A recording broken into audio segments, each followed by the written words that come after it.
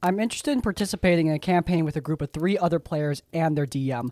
My issue is with one particular player, Maddie, and how their character might attempt to interact with mine. The character I'm interested in playing is a variant human swarm keeper ranger.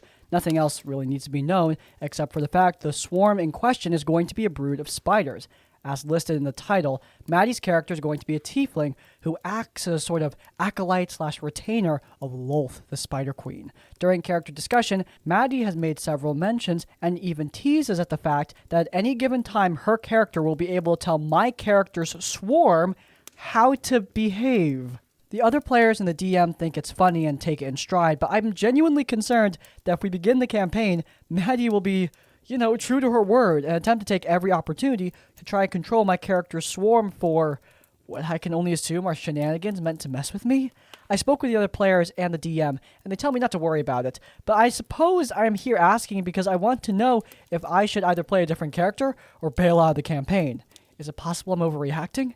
Should I be concerned? Yeah, I mean, there's a ton of issues with this tiefling being able to take control of the spiders in the first place. Tons of things that just don't make any sense. So yeah, the solution here is to directly tell the DM, hey, I'm not okay with that, and talk to the player behind the tiefling, because, look, a DM taking away player agency is one thing. Another player taking away your agency, well, that sucks just as much, if not more.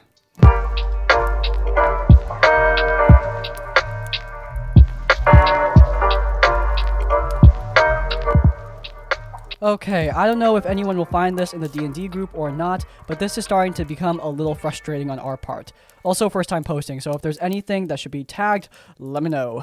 Or if this isn't a horror story because we are in before session 0 phase, or you think things just haven't gone wrong enough, I would be happy to take it down. So this person, let's call him Joe, is playing in another D&D campaign with me, my sister, and a mutual friend of ours. And Joe invites us into a D&D campaign that he wants to run as DM.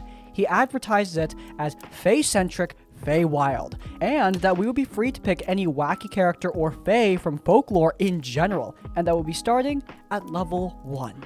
So we join in, and Joe invites their 2 other friends and our mutual friend in too. We'll call the 2 others Perry and Grizz. Now, one of the other 2 asked Joe if he was sure on folklore, to which Joe said, yes, all folklore and even cryptids. So I said I want to play a rope end character, and everyone else chose other variations of creatures. Joe gets very uncomfortable with all of us and then DMs me that if I can make the rope end anthropomorphic, that's what they want me to play. I was like, okay, cool. So I essentially just took Aarakocra and just reskinned it to be a pterosaur, and even chose a pterosaur species known for having opposable thumbs, and gave a story about how it died, but glowy magic mushrooms took over its body and brought it back to life, which was supposed to play on the fact that the character was a druid of the Circle of Spores. The magic fungus was only brought up as the reason why my character glowed. Other than that, average Aarakocra. And I figured that since we are in the Feywild, magic fungus is not exactly the weirdest thing. And who knows, if the DM wants, we could have a cool story beat with the mushrooms. Damn, now whenever I think of a mushroom story beat, all I can think of is...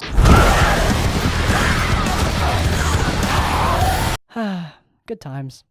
Joe then tells me that they can't handle that, and doesn't like the image it makes in his head, and tells me to just can the character and do a character I talked about earlier. I said, okay. I made a subspecies of Harangon. That's an Almirage? We're going with that. Almirage based one, and because I like the Pathfinder Almirage better, I asked Joe if I could be allowed Petrify, and Joe allowed it. But when I mentioned that this character would be looking to prove her warrior spirit as a fighter in the only way her subspecies accepts, killing a dragon, Joe again tells me just not to play that part of the character. I get kind of bummed out because the Almirage mythos has them being connected to a dragon killer, but alright, fine, whatever. Then comes my sister. Now she comes in as a Black Elf Paladin, and the whole point of her character is that she is like the opposite of the unicorn, and brings an end to the eternal life within the Feywilds when it overreaches from its position. Her character was a reskinned centaur, essentially, and at first, even though Joe wasn't pleased, he let it in the campaign. Now, my sister's creature is a base D&D Fae, and her paladin subclass is also by the books and was a non-homebrewed oath. I think they were Oath of Vengeance. The character is gone now, so exact details are hard to remember. Point is, my sister made it as basic and true to the source books as she could aside from the wacky species. Well, now, when we're just about to have session 0, Joe comes back to tell my sister that her character is no longer accepted. Because Joe can't see her character as anything other than the group's pet, which pissed off my sister because her character is a valid mythological creature with the ability to talk and speak, and animals being able to talk with high intelligence is really not that weird anyway in the Feywild. So my sister then decides to make a fairy wizard with a blink dog familiar, and Joe immediately messages them saying the familiar better not get aggressive and constantly be attacking others. And my sister is annoyed again because not only is it already a familiar, but it also has an intelligence of 10 and is a lawful neutral creature, which is literally the same intelligence as many humanoids, and no one is questioning if any of the other creatures are feral beasts. Then Joe says that the blink dog is too OP due to its teleportability. For those who don't know, the whole damn point of a blink dog is that they can teleport, and they can only teleport through roughly 30 to 40 squares at most, mostly in visual range too, so no teleporting around like corners. And the only bonus their teleport gives them is that teleporting away doesn't leave them open for attacks of advantage. My sister is upset and calls this BS because the familiar only has 13 hit points in total, which is only 3 more than her level 1 wizard, and the creature has a challenge rating of a quarter, meaning equal to a level 1 character, and a blink dog can only teleport once per 4 to 6 turns. This is also under the restriction of it being a familiar, which means that if she wants her character to attack, the blink dog can't attack. Joe at this point says that the blink dog can stay if it can only teleport after a short rest, which pisses my sister off more because Joe had a homebrew dryad satyr race that could teleport like dryads without almost any of the same limits. And in another D&D campaign, Joe plays an anthro slime that was made by a science experiment where all other slime types were mixed into his character, literally resisting pretty much everything, every element, etc. And Joe is currently playing in my sister's campaign as a red dragon centaur-esque creature and keeps bragging about how they're totally immune to all fire and can sit on lava. And now we're both pissed because we look at the other characters that were accepted in the campaign, and Perry is a Periton and Grizz is a literal grizzly bear, like straight up. How come a grizzly bear and a Periton, neither of which are anthropomorphic as far as we can tell, how are they allowed, but we are being chewed out at every step of character creation? I understand that the DM is allowed to say what goes in their game and what doesn't, but for a game that was advertised to be free and allowing wacky race choices, this feels one-sided and unfair. Like, first off, why is Periton allowed, but my Ropin and my sister's character, why aren't they? Why is a bear allowed in, but a blink dog might be a vicious creature, even as a familiar? It feels hypocritical, like we aren't allowed the same freedoms in character as the other players. What do you guys think? Are our frustrations with the situation understandable? P.S. Joe didn't dislike my character for being a reskinned Aarakocra, as Joe would later say that he loves Aarakocra and cool aerial combats. So Joe disliking my character had nothing to do with the fact that they could fly. And even if he did, again, why did he allow a Periton character in? Who, by the way, can also fly because Periton. Okay, seriously, at this point, what is a Periton? Oh! Yeah, I recognize the art, but how is that a player? What? In case you can't tell already, I feel the frustration of the writer here. And this is coming from a guy who banned Aarakocra in my games. Look, if you want to ban certain species options from your game, that's okay, that's allowed. You just need to provide a good reason. However, here, the DM isn't providing any sort of guidelines. He's just saying yes or no as things happen, and not even really approving things and changing his mind at a moment's notice. On top of that, having hypocritical expectations for the OP and the writer in comparison to the DM's other friends. Even if it isn't intentional, it feels like blatant favoritism, and that is never something you want in your D&D game. You're not overreacting at all. I would have been annoyed as hell if somebody was doing this to me. Look, I want to create something. If you have guidelines, you need to tell them to me. Otherwise, how am I supposed to know what they are? Introduction. Some time ago, my good friend, the Game Master, started a campaign with me and a few of their friends. All of us had some degree of exposure to Dungeons & Dragons and tabletop role-playing games. I knew the other people in real life. I wasn't super close with any of them. They all seemed really nice, or so I thought.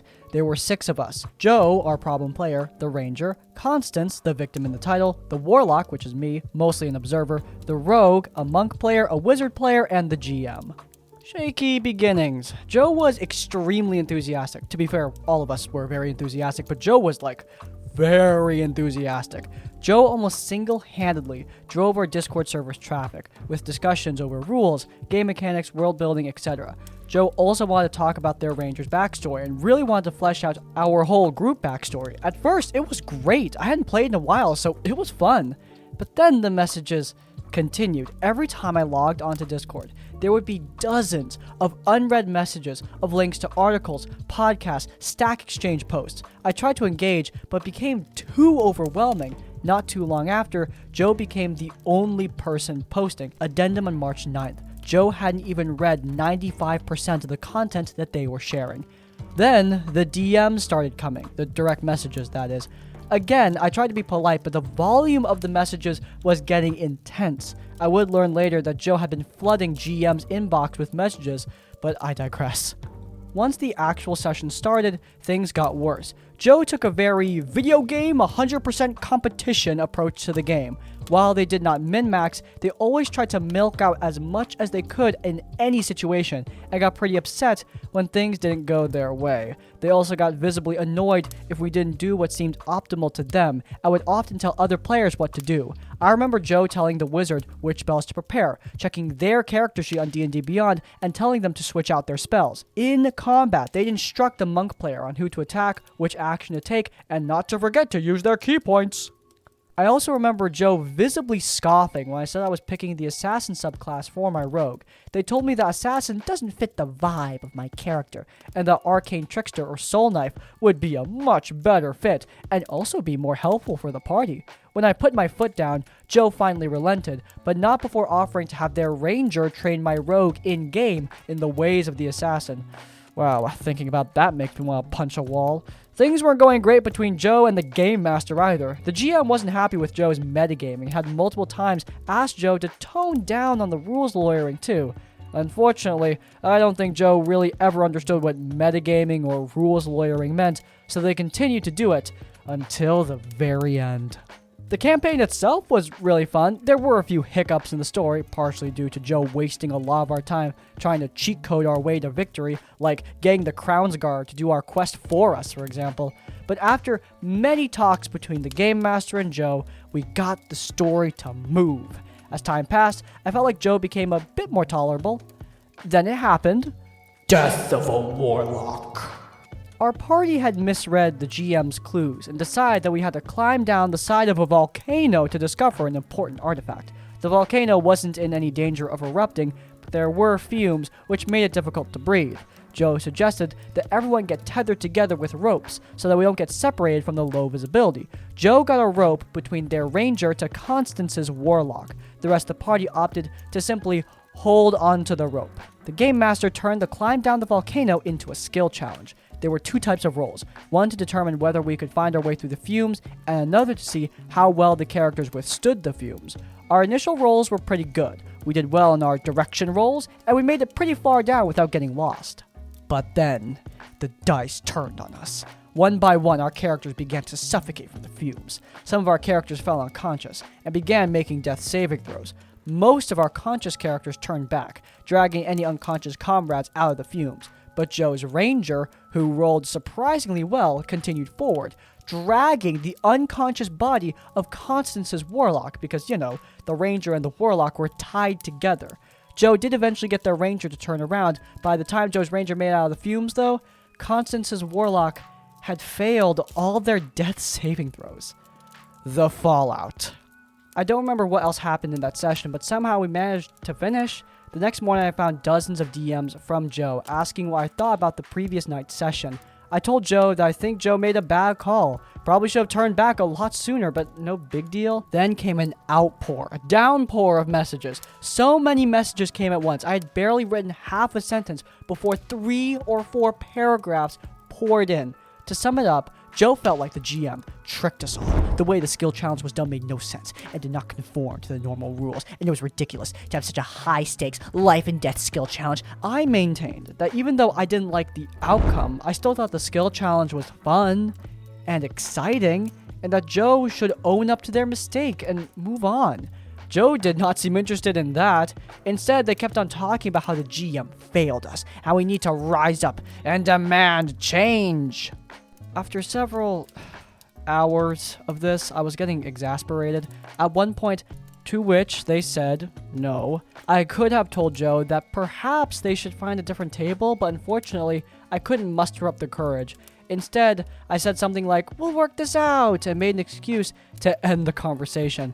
I later found out that Joe was also sending a bunch of messages to Constance and the Game Master. Later that day, the GM reached out to everyone to ask if it would be okay if Joe was asked to leave. Everyone was on board. Both the wizard and the monk players were enthused. To my surprise, Constance, the victim of the story, seemed the least enthusiastic about removing Joe. And on the next session, Joe's character was written out of the campaign. The epilogue. Even though a lot of time has passed, the experience still haunts me. The campaign is so much better now that Joe is gone. A couple of players left due to scheduling reasons, and some new players joined too. The game is now moving much quicker. There is a lot less drama both in and out of game. Wow, it took me 5 hours to write this. Thanks for reading this super long post. Have a great day, and remember, be careful who you play Dungeons & Dragons with. Well, I'm glad the story didn't involve any actual deaths. The title of the story was quite, unfortunate. But in any case, this is another one of those might actually happen to you horror stories, because this issue is something that we are all going to experience at some point. Somebody at the table doing something really stupid. In this case, continuing to drag along an unconscious player character when it's clear you should just turn back and get them some help before the PC dies. Dumb moves like this are unfortunate, but it's inevitable that stuff like this will happen. However, how you respond is what is important. Joe clearly made a mistake here, but the real horror story was their response to the criticism of the DM and the other players. The other players pointed out, hey, you made a mistake. Clearly, at least from this perspective, they weren't too mean about it. In fact, Constance, the person whose character actually died, wasn't enthused at all to kick Joe out. However, Joe's ranting and raving about the DM cheating them all, yeah, that was not necessary at all. At the end of the day, the DM presented a perfectly reasonable situation, and Joe messed up. Messing up is normal, it's gonna happen, but how you handle it is what matters. And handling it like this is a fast lane ticket right out of your D&D game. This just happened to me, and I'm pissed. I entered this online campaign a couple of weeks ago. It seemed really cool. The setting seemed really interesting, and I was really digging everything, really. The DM was a cool guy that sounded pretty invested in my character, and I was looking forward to play. Finally, the day of the session rolls around, and I'm here, character sheet open, thinking about how my character would react to the party and how to roleplay. The session began, the party was traveling in the road, and I just kept quiet and, well, started listening. One of the players had not yet entered the Discord call. The DM then explained to me that when someone comes in late or doesn't show up and doesn't explain the reason, they roll a death save for them. And on a fail, the character just dies. So they rolled a 6 and he died. Simple as that. Half an hour later, the player told us on the chat that he couldn't play today. I told him the character had died and said he was going to have to roll another one. When the DM found out that this player is going to roll another character, he responded with, well, I finally found some good players, which implied that perhaps he did this to some other people. They got pissed and left. Kinda like me. The session kept going 1 hour, nothing of my character showing up. They got into a fight. Another hour went by and still nothing. Then, at about 2 hours of session time, I found out that the party was split, and the other half would start playing now. I was pretty hopeful, thinking that my character would join now. He didn't. The DM just kept going and going and going, and nothing of me appearing at all. It's not like he forgot about me because I unmuted myself about 3 times to comment something. Another player made a comment about, poor Zayden, still waiting to play, and the DM just kept going. What pisses me off is that they weren't even in a tense situation or a battle sequence. They were just walking through the city, talking to NPCs. At this point, I was mostly muted, hopping in and out of the call, and they didn't even notice. Eventually, he just ended the session, and I left the server already. I'm gonna give the DM a piece of my mind and just forget this night. TLDR, DM kills off a character of a player who just didn't show up because they were busy that day, made me wait for 4 hours for my character introduction that just never came, and then, well, ended the session. Nice, short, and sweet. This is the kind of behavior that you just don't stick around for. You're there to play D&D, not watch other people play D&D. Look, watching can be fun. I mean, God knows how many people watch Critical Role, me included. But if you're there to play, you're there to play. End of story. I mean, maybe the DM had weird main character syndrome, or maybe the DM was just a dick. But honestly, why they were doing this is beyond me. And frankly, it doesn't matter. All that matters is that you're having fun. And in a game where you're not really playing anything at all, you're not going to have fun, to say the least.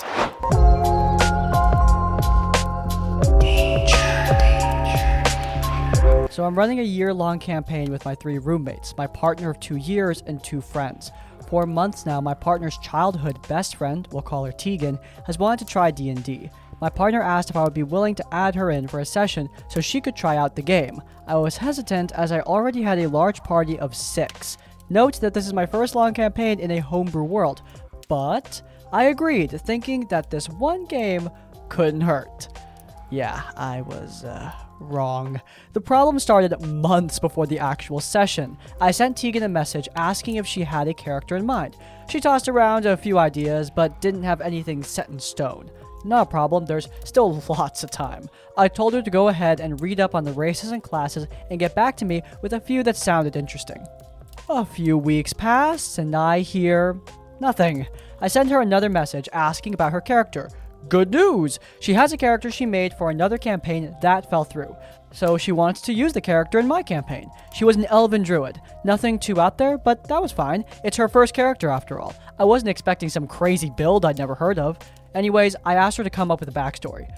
Many weeks passed. So many, in fact, that I forgot that Tegan was supposed to join us for a game. My partner reminds me that she's joining in a week, and I quickly adjusted the session plans to accommodate. It was a bit clunky at times, but I was DMing for 7 drunk friends, not a live studio audience, so I wasn't too worried. Thus, game day arrives. My partner, Tegan, and one of our friends all arrive together. Tegan immediately pulls me aside in the stairwell and warns me that she is in the middle of a mental health crisis. Now, I know what you're thinking, but narrator, you obviously shut down the session as the mental health crisis should be dealt with first.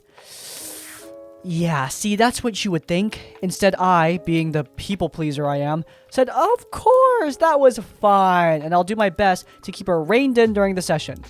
Okay, yeah, that was a big mistake. I begin to try and get everything organized because, just as a reminder, I still haven't gotten a character sheet from Tegan yet. I don't know her story, her personality, anything.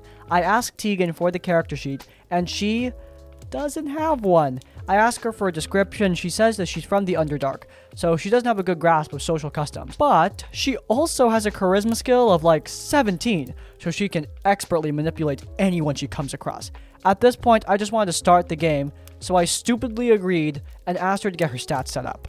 This is where it all starts to crash and burn, and we haven't even started playing yet. My partner spends the next hour desperately trying to get Tegan to roll her stats, only to be repeatedly shouted at and ignored. Eventually, my partner gave up and just rolled everything for her. I don't think Tegan ever even looked at the character sheet. Finally, gameplay begins, and it goes just as badly as you'd expect. Within 10 minutes, I have to pause the game so I can tell Tegan to stop trying to metagame, as she has taken one of my players aside and is purposefully distracting him for some reason. She even texts me afterwards to brag to me about distracting him, as though that's some sort of grand accomplishment. I politely ask her to, not do that again, and we continue. I should note, during this entire game, Tegan constantly complimented my voice, my writing, my energy, whatever. She also would ask me, and only me, to do just about everything for her. I got her drinks, I grabbed her food from the fridge, I got her dice, etc., etc. I didn't think about this much, past it being really annoying, until my partner told me that Tegan had been bragging about how she would get people to to sleep with her by acting all useless and having them do everything for her. Does that work? God, ALOs are weird. Combine this with all the random arm grabs and the compliment dump, and it's pretty obvious what was happening. I spent the next 3 hours barely getting through 10 minutes of in-game time. At some point, Tegan stood up, randomly cut me off, and asked to publicly introduce herself. Note that this is immediately after I pulled her aside and flat out told her that if she didn't step down, we wouldn't even have the time to introduce her character. It was around this time where I stopped trying to get to where we were supposed to go to introduce her. She had spent the last 3 hours being not only the worst D&D player I've ever met, but also the worst guest I've ever had the displeasure of inviting into my home. My partner decides to message Tegan and ask her to dial it back, as my partner is starting to get incredibly overstimulated and starting to have a breakdown herself. Tegan instead begins ranting and swearing about how I am the DM and how I'm the only one who gets to do that. So I did. And she locked herself in the bathroom crying. As horrible as that makes us all sound, none of us checked on her until the session was done. I know that's horrible, but at this point, we'd been listening to her insult and belittle us for nearly 4 hours, so none of us cared much. The session came to a close with our rogue collecting the next runestone for a story quest, and we end the session. My partner and I go to our room to try and decompress, and eventually, Tegan leaves with one of our friends. It's been about 24 hours since then, and not only have we made it clear she is never playing D&D with this group again, she's not allowed in our home again either. Sorry for the long read. Like I said, this happened last night, so a lot of this is still fresh in my mind. As for Tegan, I'm not sure what's going to happen between her and my partner, but we are both pretty livid with her, so I doubt this will just be swept under the rug. Whew, this was a lot, to say the least. And yeah, I'm not going to jump into the what is true dimension to delve deeper into all the things that happened in this story. I don't know how Tegan's mental health affects her behavior. I don't know what Tegan exactly said to our writer here.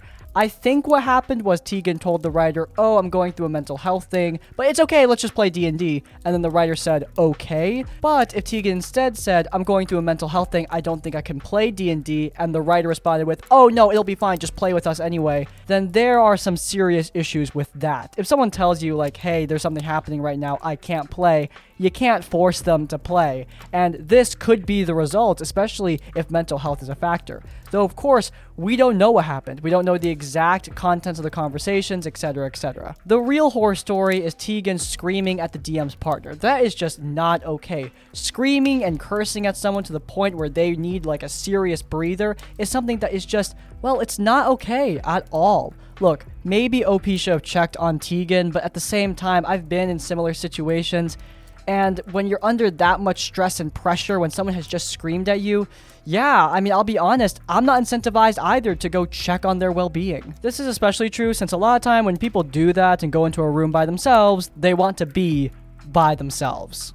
Man, there's not a lot of TTRPG horror here. This is just one of those times where a social event, even something small and innocuous, blows up into a much bigger fight that has larger consequences later down the line. It absolutely sucks, but it also absolutely does happen.